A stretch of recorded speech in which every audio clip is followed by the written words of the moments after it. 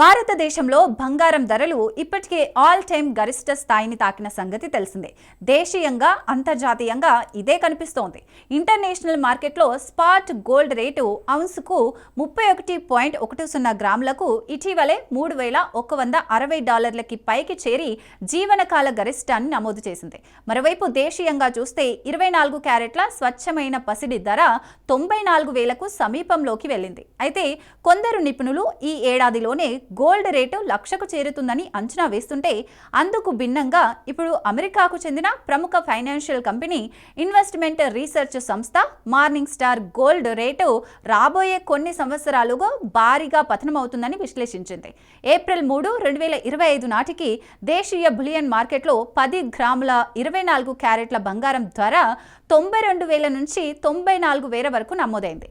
అయితే ఈ ధరలు 55,000 కంటే తక్కువ స్థాయికి చేరే అవకాశం ఉందని మార్నింగ్ స్టార్ విశ్లేషకుడు జాన్ మిల్స్ తన తాజా నివేదికలో పేర్కొన్నారు. అంటే ప్రస్తుత ధరతో పోలిస్తే దాదాపు 40% తగ్గుదల నమోదు కానుందని వెల్లడించారు. మార్నింగ్ స్టార్ విశ్లేషణ ప్రకారం బంగారం ధరలు దీర్ఘకాలంలో తగ్గడానికి పలు కారణాలున్నాయి. మొదటిది సరఫరా డిమాండ్ డైనమిక్స్ బంగారం ధరలను ఇప్పటి స్థాయిలో కొనసాగించడానికి అనుకూలంగా లేవని జోన్ మిల్స్ అభిప్రాయపడ్డారు. అంటే మైనింగ్ బంగారం తవ్వకాలు పెరిగి సప్లై పెరుగుతుందని, తద్వారా గోల్డ్ రేట్లు దిగొస్తాయని చెబుతున్నారు.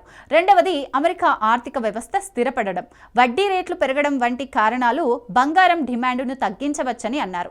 ఇటీవల ట్రంప్ సుంకాలు బంగారాన్ని సురక్షిత పెట్టుబడిగా మార్చినప్పటికీ ఈ ఒత్తిడి తాత్కాలికమని, దీర్ఘకాలంలో ధరలు 55,000 స్థాయికి చేరొచ్చని మిల్స్ అంచనా వేశారు.